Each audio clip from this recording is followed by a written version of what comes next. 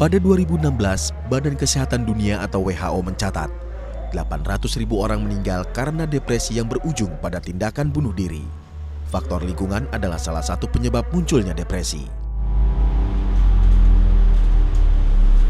Warga yang tinggal di kota-kota besar rentan mengalaminya. Dan masyarakat urban di Indonesia malah 2 kali lebih rentan terkena depresi.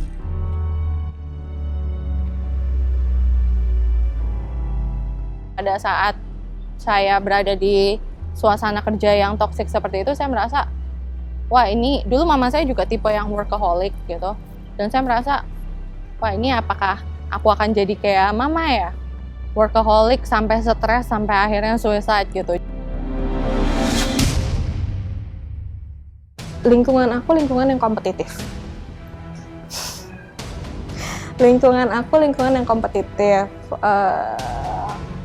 Dari dulu, dari aku sekolah,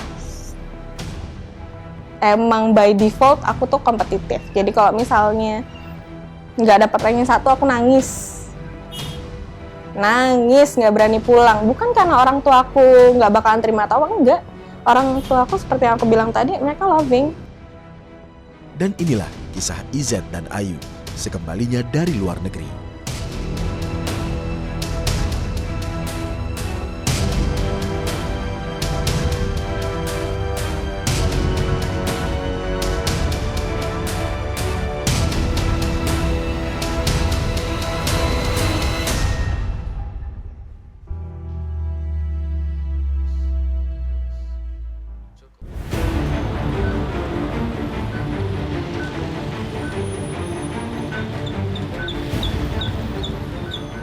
Kehidupan kota yang tak pernah tidur memiliki daya tarik tersendiri bagi masyarakatnya. Ritme yang dinamis menjadikan warganya dituntut untuk terus produktif. Tapi di balik hutan beton ini, lingkungan urban berpotensi lebih besar membuat masyarakatnya mengalami depresi.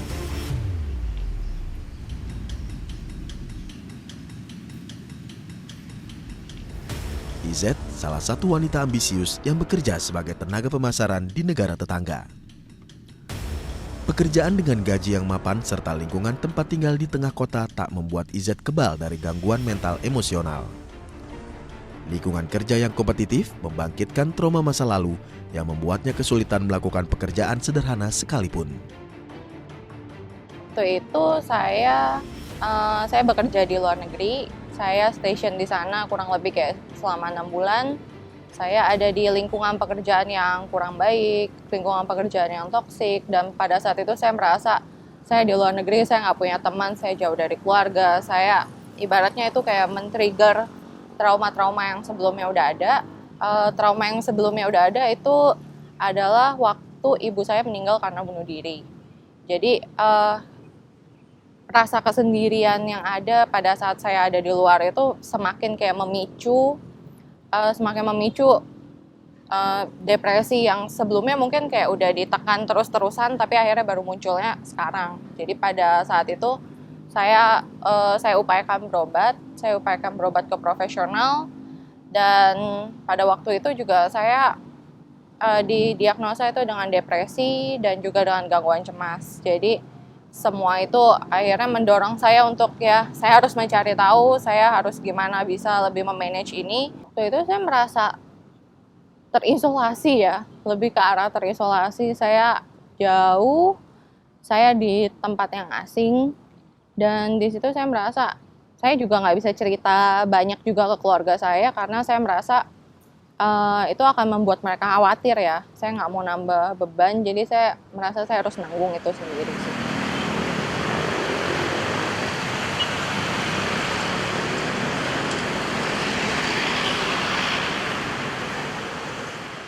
Beberapa studi menunjukkan lanskap urban dengan tuntutan yang tinggi mendorong masyarakatnya lebih rentan terkena gangguan mental emosional seperti depresi dan kecemasan.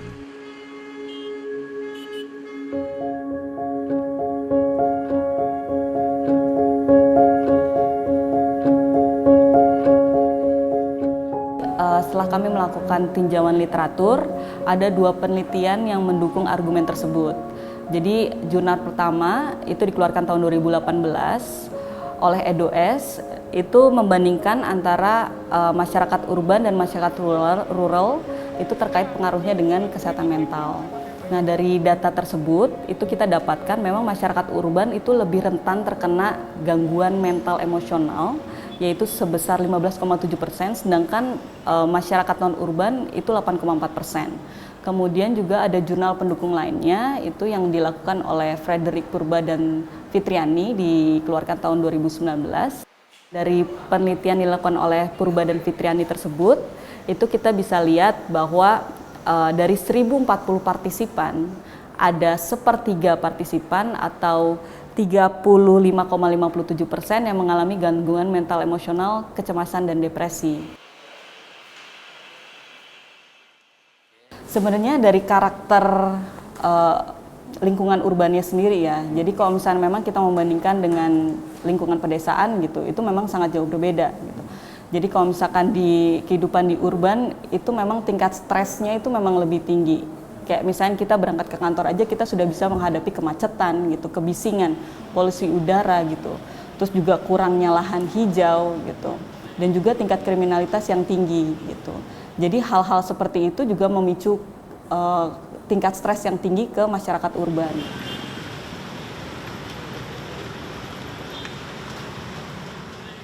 Faktor lingkungan perkotaan ini juga didukung dengan kesenjangan perekonomian dan sosial yang memperburuk kondisi kejiwaan warganya. Riset kesehatan dasar oleh Kementerian Kesehatan pada tahun 2018 mencatat, 1 dari 10 warga Jakarta mengalami gangguan mental emosional, seperti depresi dan gangguan kecemasan.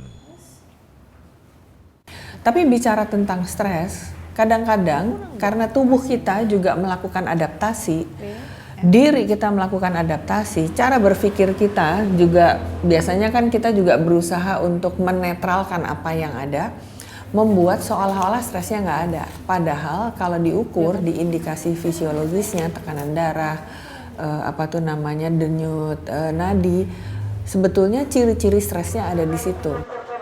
Terus kita juga harus aware bahwa setiap orang memiliki dinamika yang sangat personal. Jadi kalau kita lihat mana nih yang lebih dominan, eksternal apa internal? Dua-duanya berperan sama pentingnya. Terus bagaimana terjadinya? Di sini kan ada keunikan-keunikan bagaimana seseorang akan memaknai pengalaman hidupnya, kemudian memahami apa yang terjadi di dalam dirinya, kemudian memiliki dorongan untuk bisa pulih, untuk bisa berfungsi.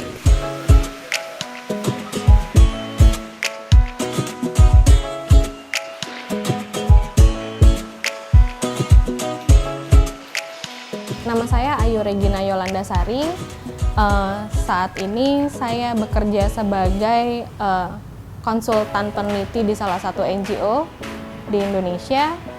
Dan iya, saya penyintas depresi dengan 2 tipe gangguan depresi, yaitu major depression dan premenstrual dysphoric disorder.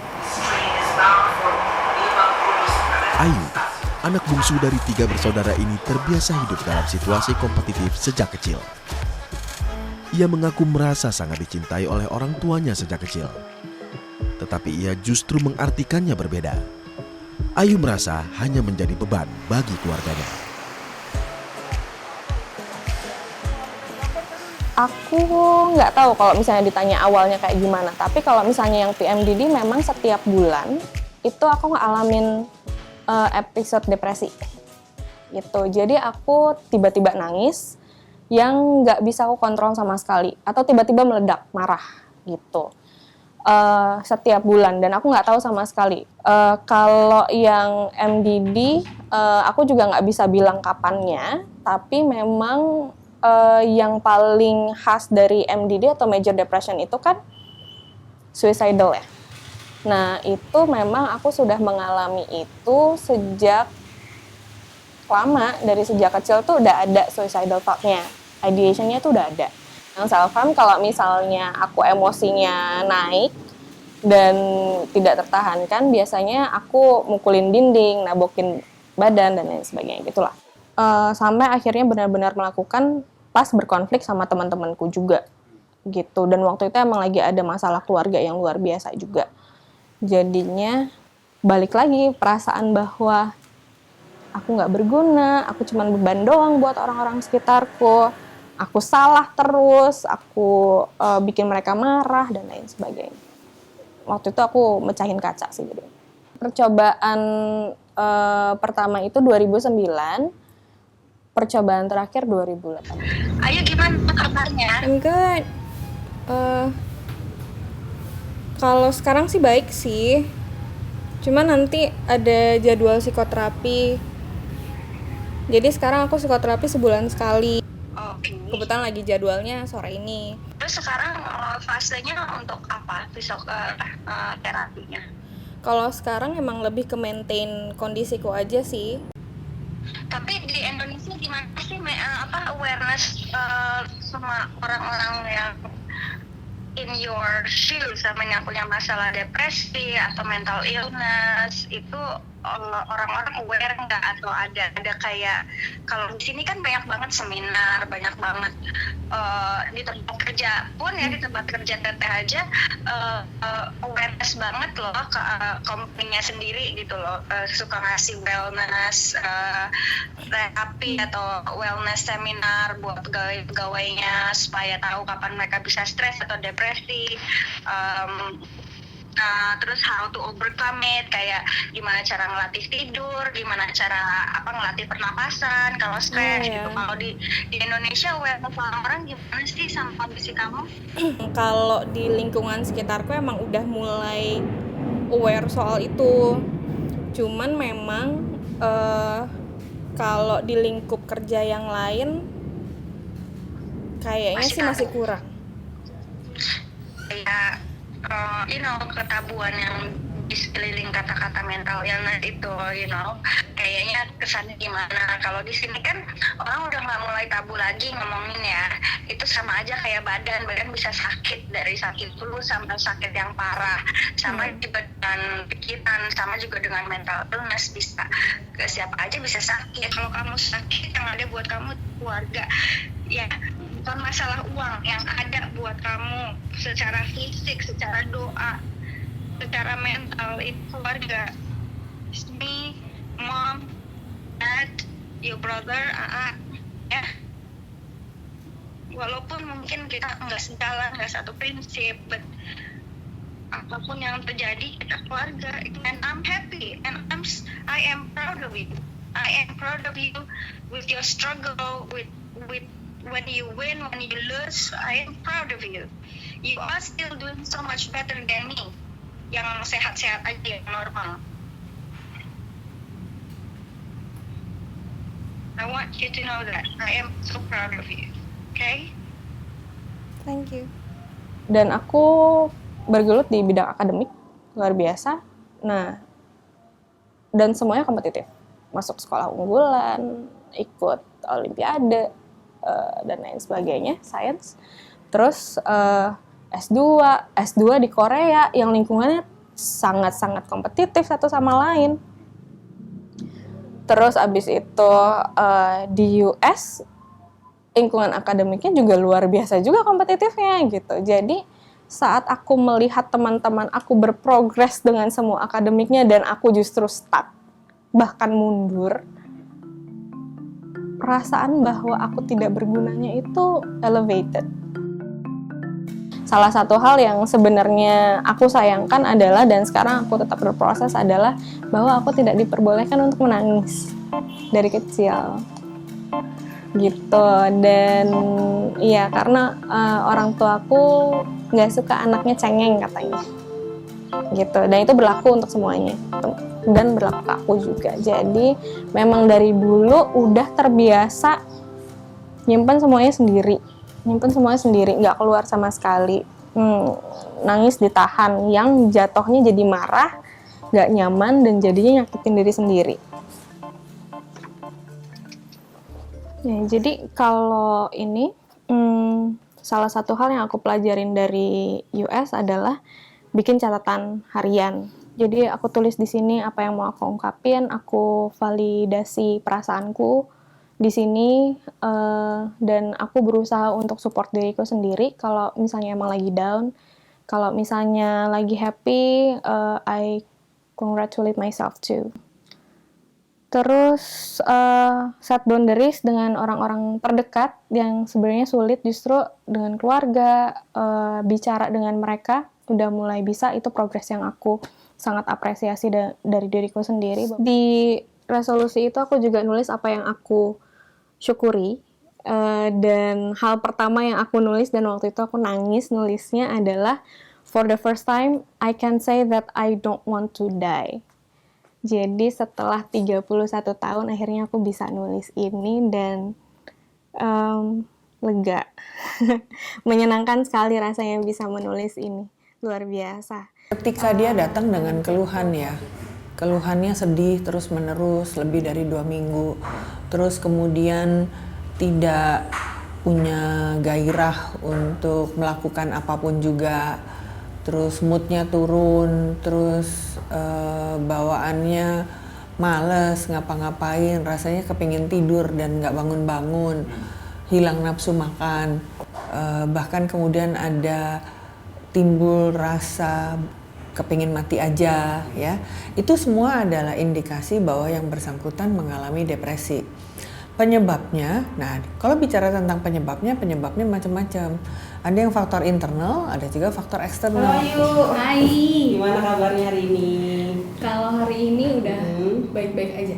Oke, hari ini udah baik-baik aja. Jadi apakah dari terakhir kita sesi pernah ada nggak baik-baik saja? Iya dong. Kan emang selalu gitu kan? Iya. Kayak yang waktu di WhatsApp juga kan, aku kan sempat WhatsApp yang ini ya, ada 2 kali kalau nggak salah aku WhatsApp. Yang pertama soal abis aku meditasi, pas aku meditasi, inner child.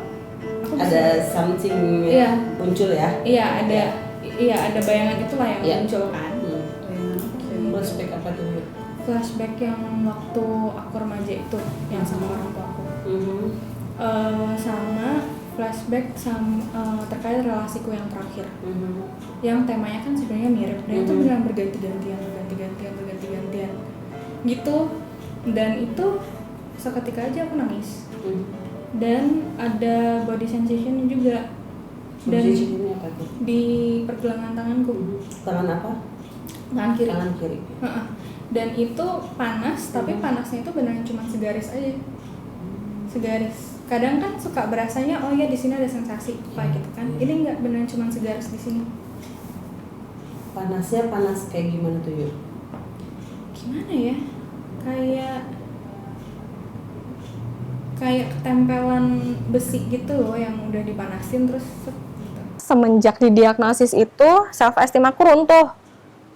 Hancur semuanya. Aku merasa aku tidak bisa apapun. Sulit.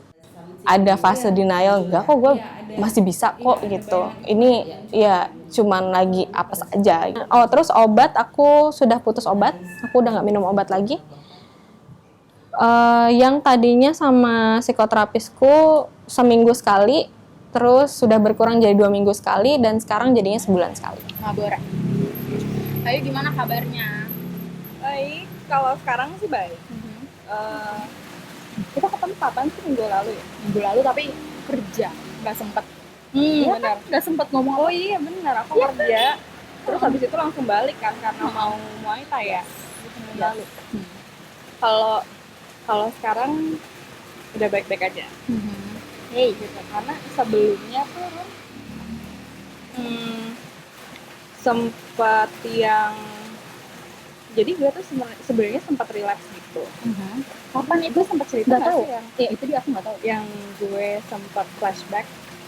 Jadi malam-malam mau tidur, pas mau tidur nggak kepikiran apa-apa, pas nutup mata terus tahu-tahu flashback juga. Masalahnya adalah orang nggak paham bahwa depresi itu nggak diskriminatif. Siapa aja bisa kena depresi. Jadi saat waktu pertama kali aku bilang bahwa aku punya depresi, banyak sekali yang ngomong bahwa aku kurang bersyukur, dan banyak juga orang yang tidak percaya gitu. Jadi biasanya kata-kata yang dilontarkan adalah kamu kurang apa sih Yuk, keluarga cukup berada, sekolah tinggi, kamu bisa hidup sendiri, pernah keluar negeri, dan lain sebagainya. Apalagi yang kurang kamu syukurin sampai bisa kena depresi. Kayak gitu.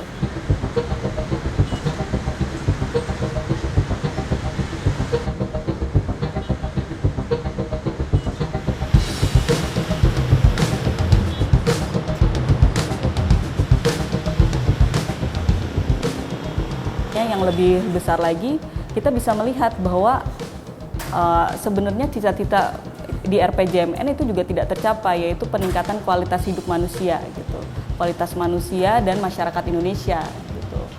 Nah, jadi ini sebenarnya tidak hanya merugikan di tataran individual, tapi juga dari segi bangsa dan juga perekonomian juga gitu.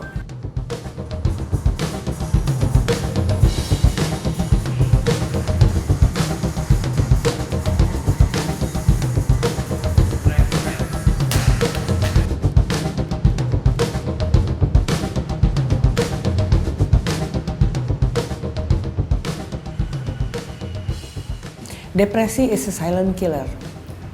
Kelihatannya biasa aja, kalau tidak dipahami secara betul. Kemudian perlakuan terhadap si penyandangnya juga tidak tepat. Ini akan membuat banyak sekali kualitas baik yang kemudian padam.